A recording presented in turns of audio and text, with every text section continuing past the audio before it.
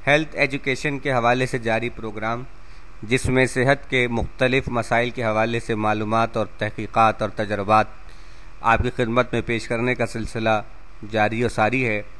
आज एक मौजू जो कि बहुत अहम मौजू है, उस हवाले से बात करना मकसूद है। अपने सामीन की खिदमत में एक तहकीक नई पेश करना मकसूद है और तहकीक का उन्वान है HIV वैक्सीन में बड़ी कामयाबी। ये तहकीक BBC की वेबसाइट पर मुलाहिज़ा फरमाई जा सकती है। हमारे स्टूडियो में मौजूद डॉक्टर साहब, सबसे पहले मैं आपसे ये जानना चाहूँगा कि ये HIV बीमारी के बारे में कुछ मुख्तसरन हमें बताइए और ये बतलाइए कि अभी तक इसकी कोई वैक्सीन क्यों नहीं ईजाद हो सकी है। आपने इस तहकीक से पहले ये जो सवाल किया, बहुत ही अहम सवाल किया कि HIV क्या बीमारी है। यानी कि इसको, यानी कि एड्स की बीमारी को HIV कहा जाता है, क्यों HIV वायरस जो है उससे एड्स की बीमारी फैलती है। तो इसको उस बहुत छोटे अल्फाज में या मुख़फ़्फ़ में HIV कहा गया है।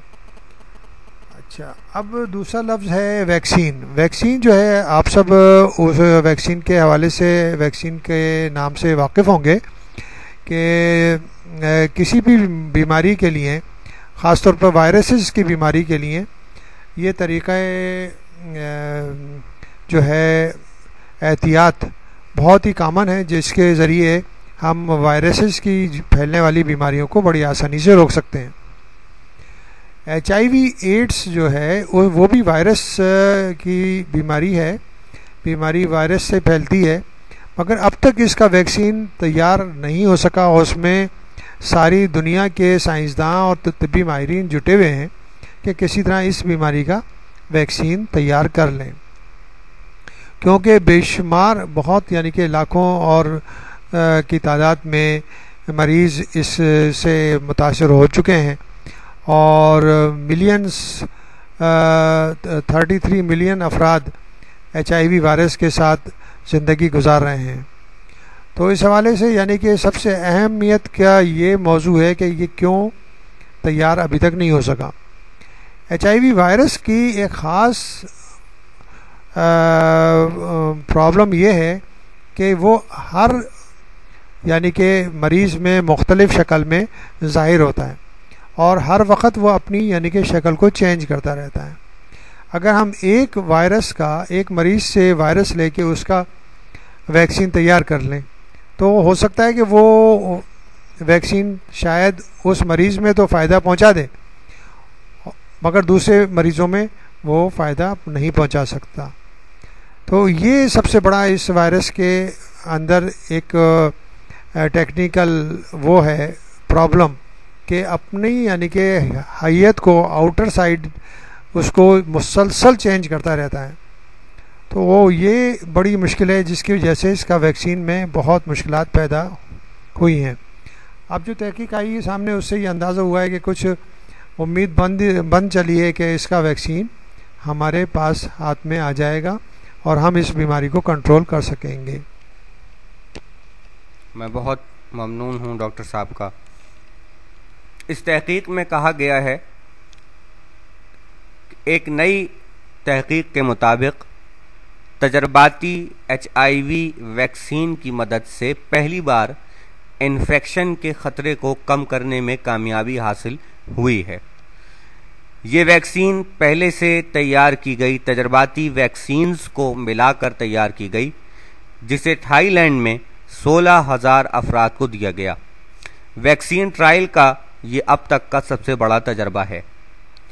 तहकीक में बताया गया है कि इस वैक्सीन ने एड्स जैसी बीमारी को फैलाने वाले HIV वायरस के इन्फेक्शन के ख़तरे को 1/3 हद तक कम कर दिया।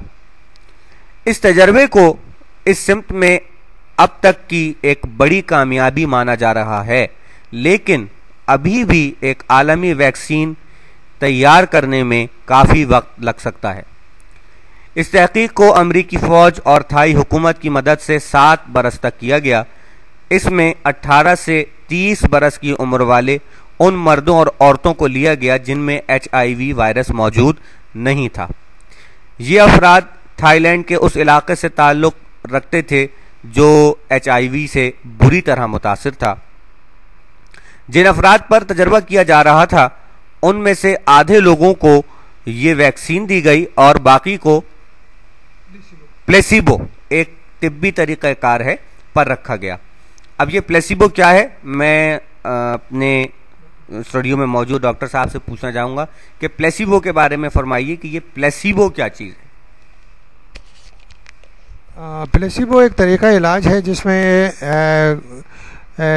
मिसाल के तौर पर एक ग्रुप को तो हम जैसे कुछ मेडिसिन दे दें या कैप्सूल दे दें, उसके अंदर वो इंग्रेडिएंट्स मौजूद है या वो जिससे इलाज किया जा रहा है, और दूसरे मरीज़ों को हम ऐसे कैप्सूल दें जिसके अंदर कोई भी यानी कि उसमें मेडिसिन नहीं है, सादा जो है कोई ऐसा वो कोई भी इंग्रेडिएंट्स मौजूद है जो जिसके अंदर कोई तिब्बी सलाहियत नहीं होती। यानी कि वो अफराद ये तो महसूस करेंगे कि उन्हें कोई कैप्सूल दिया जा रहा है, उनका इलाज किया जा रहा है, मगर उसमें कोई मेडिसिन नहीं होती।